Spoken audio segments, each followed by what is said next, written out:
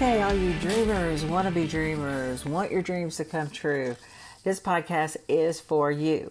It's titled Dreams Do Come True. I was just at an event last night and I listened to artists accepting awards and they were talking about their dreams coming true. They've been working on this for years, 20, 17. One man was 45. He went from coal miner to songwriting, won his first award. It's never too late to get started, and that's what I want this podcast to be about for you. To lift you up, give you encouragement, and know that your dreams are not dead. They're still there. If you have that inside of you, it's meant for you to do it. At whatever level it is, you have just got to take the first step. You can't just keep sitting on it. I know, I'm one of those dreamers, and we're going to make our dreams come true. So I'm excited about this podcast. I'm excited to get started, and I'm so excited that you're here.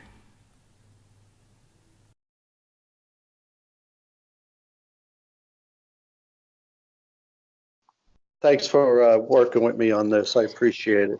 Yeah, I know. I appreciate it so much. After listening to everybody, it would just really move me because, y'all are doing a great work and you're doing great things. And I just want everybody to know dreams do come true. And I'm just excited for all of you, the winners, Oh, the thanks for people that were saying that. nominated. Yeah. I listened to your song, Sleepy Town. Oh, So thank that's a you. snappy little tune. Thank you. Yeah. Seems to go over well here and there. Yeah. So tell me a little bit about yourself. I mean, I was reading on there that you're a songwriter, recording artist. How'd you get started?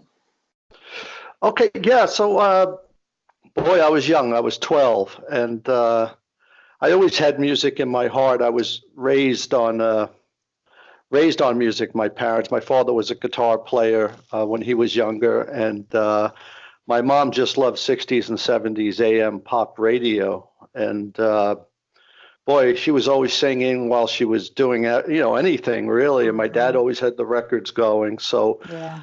right from the womb, music was part of my life. And so when I was 12 years old, I heard a bunch of kids talking about getting a band together. And it was in the seventh grade, actually, in class. And I just had to be a part of that conversation. I had to, I had this draw to go there.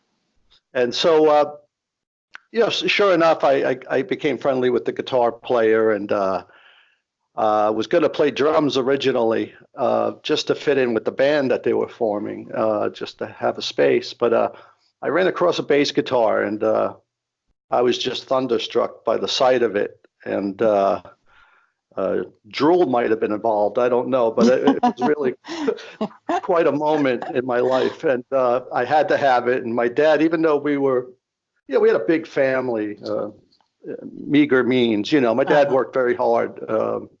No one should work that hard for so little, but my dad did it. And he got us he got me that bass guitar. And so it's been just a joy and a love for 42 years now. So that is amazing. So was it like the big bass, like the bluegrass people play, or was it just like a string bass, like the? It was. Yeah, it was a Fender Jazz knockoff bass that you would, that you would just wrap around your shoulder and play like a regular guitar. But that's wonderful. And have you always lived? Are you in New Jersey, I think? Or? Yeah, I grew up in Jersey City, a big city, and I often joke that I escaped when I was 25 years old. I moved about 10 miles west only, so I'm in North Arlington now for the last, I guess I can't do math anymore, 29 years, yeah. That's great. So it's just always, I was raised on music too. My dad was always playing music, and then my mom, she always sang around the house. Oh, that's awesome. We were similar in it. Mm-hmm. So what, did anybody partner with you? I mean, I see that, do you have your own songwriting label, or the Top Line, is that yours? Yeah, Top Line Songwriter. I find that the last, let me see, about 6 years now, I've been doing top line writing for Ren Media in Rahway, New Jersey, and for Visionary Music Group, more so now, with producer and songwriter Tom Joyer, and Tom Hammer, who Tom Hammer actually co-wrote a Broadway play called Kinky Boots with Cyndi Lauper. Yeah, so I get to write with these amazing people. And then co-owner of Visionary Music Group is Andy Snitzer, who he's toured with everybody, Paul Simon, the Rolling Stones. Yeah, and he's a Grammy winner. And it's amazing what's happened in the last 6 years. And then, of course, now ISA, the International Singer-Songwriters Association's come along and kind of shown a spotlight on my singing and songwriting. So I got a foot in both worlds, but top line writing is what I do most of now. I haven't performed in quite some time except for that after party. Yeah. That's wonderful. So how are your dreams coming true now? You mentioned ISA, and you were nominated for AM1, the Male Single of the Year for Sleepy Town. Oh, yes. Amazing. It's like a feathery truck hit me. I don't know. It's just tremendous. I've been plucked from relative obscurity, and now I got a little, I'm meeting so many new people that I respect and admire. And, I got to meet you now, and I'm talking with you about it. And it's just that's how the dream's coming true. It's not measured in money or fame by any means. It's by meeting kindred souls, and sharing of music. And that's pretty much the dream. I truly believe that too. There was one man, I don't remember his name, that was talking at the awards, and he was talking about how that, the vibrations were all made up of energy, and we're all vibrating. And when you do get on that same frequency, I've just got chills now just talking about it, but you can really feel the connection. And I feel like at that award show, there were so many great connections there, so many great people. It just really was heartwarming. It brought tears to my eyes a lot, because I just honor, what you guys do. It's really awesome. Bless you for saying so. And I agree wholeheartedly with you. Everybody down there was just so much love. It was almost like the Woodstock of the South, and just really something. So who have you partnered with in your lifetime that's really kind of helped you, further your career? Has it been anyone in your town or somebody out of state or anybody? I have to go back to that first fella that I ran into in seventh grade. His name is Eric Galanko. He lives in Florida now. We keep in touch, and we co-write still. And his uncle, he was an amazing musician at the age of 12. I think about it. And he would play shortly thereafter with the Duprees and go on tour with the Duprees he'd play with, and then they'd be playing with the Stones, Little Richard and whatnot going. And he just had an amazing life, but he really set me on this course of being a musician. And again, we're co-writing now, and it's just for the love of it. But he's still big time in my heart, But also Joe Curaz from Ren Media, he calls me when he needs lyrics for some film songs, and of course Tom Joyer, he includes me on all of his writing now. I'm his go-to guy. So I would say between those three, plus my wife is such a great support, Lonnie. I couldn't do anything without my rock, Yeah. She puts up with so much. That is so awesome that so many people really complimented their, spouses or partners. I just thought that was really, a testament to the solidity of singing and just the dedication and loyalty, you have to your family. I thought that was just real impressive. Yeah. Wow. Well said. Yeah, I agree with you. So I'm sorry, go ahead. No, that was a perfect way to end that thought. Yeah. So I wanted to ask you, what are you currently working on, or from winning your award, what other big goals or sites do you have in mind? Well, I still have even more so now. I'm hoping to build on this to get some sort of a publishing deal with a notable company, I'm hoping, or have some artist play it out where, and again, it's not so much for money or fame. It's just all my songs, I feel like children, we all can't help but feel that way. And I'd love for as many people to adore him, I guess, for lack of a better term, as I could get, to do. So that's pretty much, we're looking, actually, I just wrote, over the last couple of years, wrote 6 songs with Tom Joy again and Tom Hammer at Visionary Music Group. And they're just about to be mastered. And it's just the best songs I've ever been involved with. And we're going to make a full court press and try to get a big library to distribute it and hopefully get it into film and television. That's wonderful. Just to continue on that. That's all, on that track. I love it. So this is getting you a step closer to your dream, your bigger dream, although this was a good dream come true for your award. I'm so happy for you. Congratulations again. Thank you so much. So if people want to get in touch with you, how do they contact you? Well, they could contact me. Right now I have a music reel up, but if you want to put my email out there, that would be great. Okay. And all right, so that would be Songs for Film, and instead of the word FOR, it's the number 4. So songs, number 4 film at Verizon.net. Okay. That's great. That's great. And you do have stuff listed on YouTube, right? Yes, I could only. Yes, I do. I'm sorry, I didn't mean to cut you off. No, you're okay. I didn't mean to cut you off. No, not at all.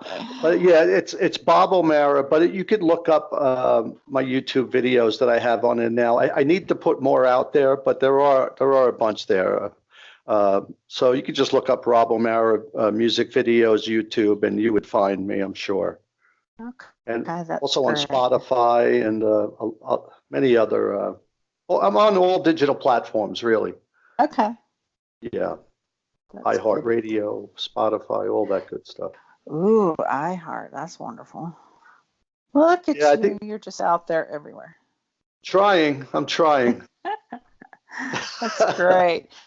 You know, one thing I wanted to ask you before we go is about your co-writing. So when you co-write, do you Zoom? Do you Skype? Are y'all on video? Or is it just over the phone? I mean, how do you kind of orchestrate your co-writing? Well, right now, I'm co-writing also with, I don't know if you've seen, were you at the actual award show? Yes, I was.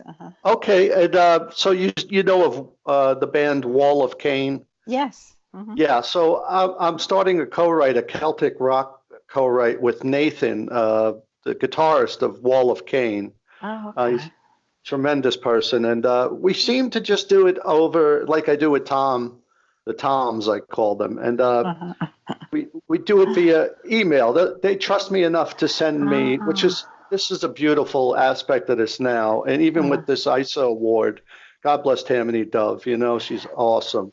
She's wonderful. She is she's a powerhouse. But so these composers now, they trust me enough, it seems, just to send me the music, and they want me to put the melody and the lyric over it.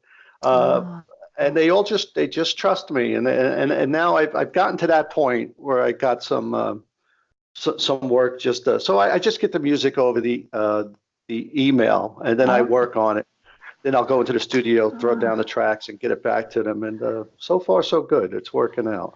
That's awesome. I was just curious how you do your co-writing. Yeah, I just get the music, and then I'm allowed to do it. But the actual process to me, I feel it's like channeling, really, more in a sense, because I'll just sit there and empty my mind and listen to it 3 or 4 times, and I literally start hearing things in my head, and certain words pop out here and there, and then I bridge the gaps, over time, like clipping in a bonsai tree. You just kind of work on it a little here and there, snip it here, let it grow there. So it's a wonderful process. It really feels like meditation and prayer at the same time. Yeah. That's great. Yeah, that is wonderful. Okay, so one final question. The studio, do people come to the studio to record, or is that just where you use it to do your work for your music? Oh yeah, well, it's both. I mean, a lot of artists come in and they record their material. Sometimes Okay. we write material for them. Yeah, and then we do our own writing in the studio. So yeah, it's a little Okay. of everything. Oh, that's great. So if people wanted to, they could contact you to record at your studio, right? Oh yes, no question. Yeah, we would Oh, write them a okay. nice custom track and it would sound great. I can't wait to release some of this stuff and Mhm. let people hear it and they would see. Okay, well, how soon can we look forward to that? Oh, that should be really within a month. Oh, Actually, great. wait, August 22nd is when it's going to be mastered.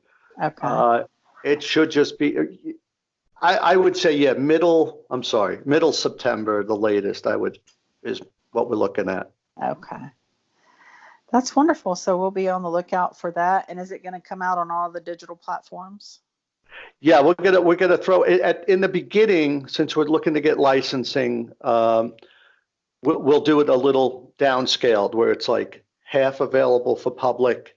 Mhm. And there'll be videos at the very least. Let me just put it that way. Okay. Lyric videos of them. So I'll be promoting those like crazy because I'm really proud of them, and I hope people like it.